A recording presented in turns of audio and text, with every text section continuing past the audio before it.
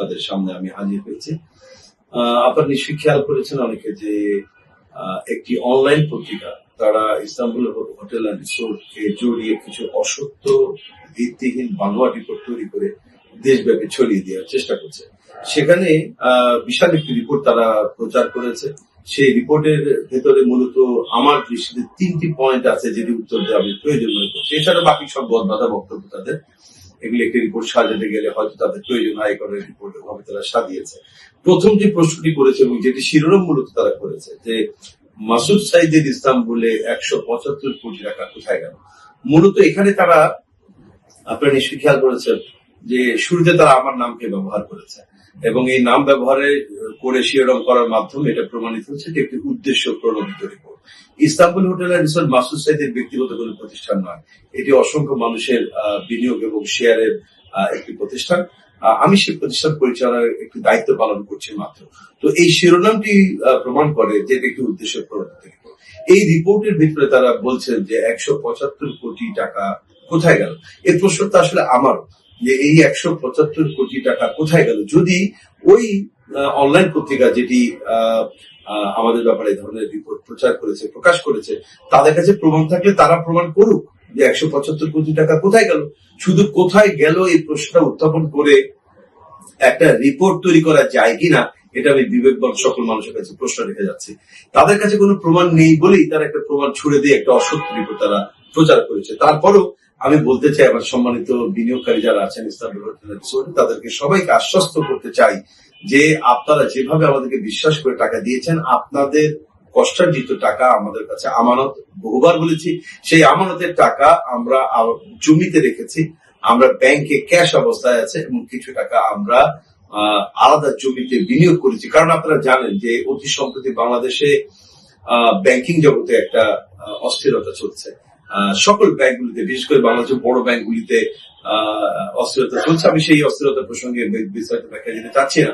আমরা মানুষের টাকাগুলিকে সিকিউরড রাখার জন্য মানুষের টাকাগুলি যাতে তাদের আমানতটা যেন আমাদের কাছে সঠিকভাবে থাকে, তাদের টাকাগুলি যাতে নষ্ট না হয়ে যায়, যাতে কেউ এই যে ব্যাংক দখলকারী ব্যাংক লুটপাটকারী যারা আছে তারা যাতে আমাদের টাকা জনগণের টাকা নষ্ট করতে না পারে এই টাকাগুলি আমরা জমিতে ইনভেস্ট করেছি। সুতরাং টাকা কোথায় গেল এই প্রশ্ন একটা অবান্তর প্রশ্ন। টাকা যেখানে ছিল টাকা সেখানেই আছে এবং টাকা ইস্তাম্বুল হোটেল আর রিসোর্টের নামেই আছে।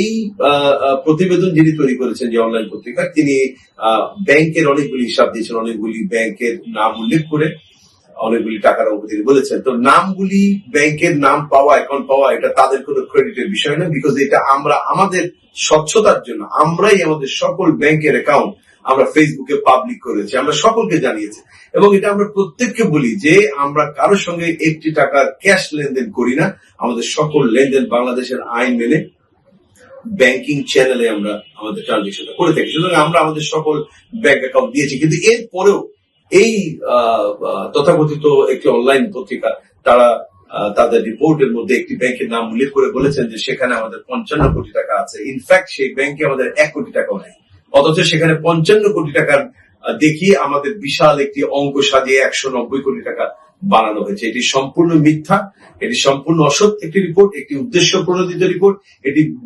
একটি বানোয়াট এবং ভিত্তিহীন একটি রিপোর্ট। এরপরে তারা আরো বলছে যে জমির শেয়ার বিক্রির জন্য আমরা বিএসএসি এর বাংলা অনুমোদন নিয়েছি কিনা। ইনফ্যাক্ট আমরা তো এখানে কোনো প্রাতিষ্ঠানিক শেয়ার বিক্রি করছি না, আমরা এখানে কোনো কোম্পানির শেয়ার বিক্রি করছি না, আমরা এখানে জমির মালিকানা শেয়ার সেল করছি। তো জমির মালিকানা শেয়ার করতে আমার জ্ঞান মতে বা আমার জানা মতে বিএসইসি কোনো অনুমোদনের প্রয়োজন নেই, যে কারণে আমরা কোনো অনুমোদন নেইনি। যদি এটা আমরা আমাদের লয়ারের সঙ্গে কথা বলছি, যদি লয়ার বলেন যে হ্যাঁ এটার অনুমোদনের কোনো প্রয়োজন আছে নিশ্চয়ই আমরা বিএসইসি থেকে অনুমোদন নিয়ে নেব। আরেকটি কথা বলা হচ্ছে যে আমরা প্রায় 26,000 শেয়ার সেল করেছে এবং ওই অনলাইন পত্রিকার সাংবাদিক যিনি রিপোর্ট করেছেন খুব করুণ হয় তার জন্য বা তার প্রকাশকের জন্য। 26,000 শেয়ার হোল্ডারে তারা আমাদের একটি শেয়ারের মূল্য 3 লক্ষ টাকা, তিনি 26,000 শেয়ার মাল্টি প্রায় 3 লাখ দিয়ে উনি টাকার অঙ্ক বাড়িয়ে দিয়েছেন 660 কোটি টাকা। তো আমাদের এখানে তো সকলে এককালীন টাকা পরিশোধ করেনি, আমাদের এখানে যে পরিমাণ শেয়ার সেল হয়েছে তার কিছু সংখ্যক মানুষ আছেন যারা এককালীন মূল্য পরিশোধ করছেন, বাকিরা সবাই ইনস্টলমেন্টে টাকা পরিশোধ করছেন। এবং ইনস্টলমেন্ট সিস্টেমটা আমাদের সম্মানিত বিনিয়োগকারী যারা শেয়ার কিনছেন, আমাদের জমির মালিকানা, আপনারা সবাই জানেন শেয়ারের জন্য প্রতি মাসে আমাদেরকে প্রথম অবস্থায় 25,000 টাকা দিয়ে ডাউন পেমেন্ট দিতে হয়, বুকিং মানি দিতে হয়, পরবর্তী মাসে 25,000 টাকা ডাউন পেমেন্ট দিতে হয়, এবং অবশিষ্ট 3 লক্ষ টাকার অবশিষ্ট টাকা 4 লক্ষ টাকার অবশিষ্ট টাকা 35টি কিস্তিতে নিতে হয়। তো সেই হিসাবে 8 থেকে 10,000 টাকা মান্থলি ইনস্টলমেন্টে পড়ে। তো সেইভাবে টাকাটা আমাদের অ্যাকাউন্টে এসে, কিন্তু এইভাবে ফুলিয়ে ফাঁপিয়ে 1,90,00,000 টাকা এবং সেই টাকা 175 কোটি টাকা যে কোথায় গেল, এই যে প্রশ্ন উত্থাপন করে জনগণকে বিভ্রান্ত করার জন্য চেষ্টা করা হয়েছে, এটি মূলত আমাদের প্রতিষ্ঠানটাকে খাটো করার জন্য, হেয় করার জন্য, আমাদের প্রতি মানুষের আস্থা নষ্ট করে দেওয়ার জন্য হয়েছে। মূলত গত আমাদের প্রতিষ্ঠানের আনুষ্ঠানিক যাত্রা আমরা শুরু করেছি আজকে প্রায় 9 মাস। 9 মাসের মধ্যে আমরা আমাদের প্রতিষ্ঠান নিয়ে আল্লাহ তাআলা সীমাহীন দয়ায় যে স্থানে এসেছি, এটা অনেকের কাছে ঈর্ষার কারণ হয়ে দাঁড়িয়েছে। আমাদের পেছনে অনেক ধরনের ষড়যন্ত্র চলছে আমাদের পেছনে, এবং আমাদের প্রতিষ্ঠানটাকে ছোট করে দেওয়া, আমাদের প্রতিষ্ঠানের প্রতি মানুষের আগ্রহ কিংবা বিশ্বাসের জায়গাটা নষ্ট করে দেওয়ার জন্য অনেক ধরনের পরিকল্পনা চলছে। আমি মনে করি এই রিপোর্ট সেই পরিকল্পনারই একটি অংশ। সম্মানিত ভাইরা, আপনারা কোন ধরনের গুজবে বা মিথ্যা অপপ্রচারে আপনারা বিভ্রান্ত হবেন না। আমি বিশ্বাস করি আপনারা কেউ হননি, তারপরও বলে রাখছি যে বিভ্রান্ত হবেন না। ইনশাআল্লাহ আপনাদের আমানতের টাকা আমাদের কাছেই আছে এবং ব্যাংকেই আছে, জমিতেই বিনিয়োগ করা আছে, এর বাইরে কোথাও একটি টাকাও বিনিয়োগ করা হয়নি এবং একটি টাকা অন্য কোথাও নেই। তারপরও আমি চ্যালেঞ্জ সহকারে বলবো, ওই অনলাইন পত্রিকা যারা প্রচার করেছেন যে 175 কোটি টাকা কোথায় গেছে, আমি চ্যালেঞ্জ করছি তাদেরকে এই 175 কোটি টাকার হিসাব এবং প্রমাণ দেওয়ার জন্য।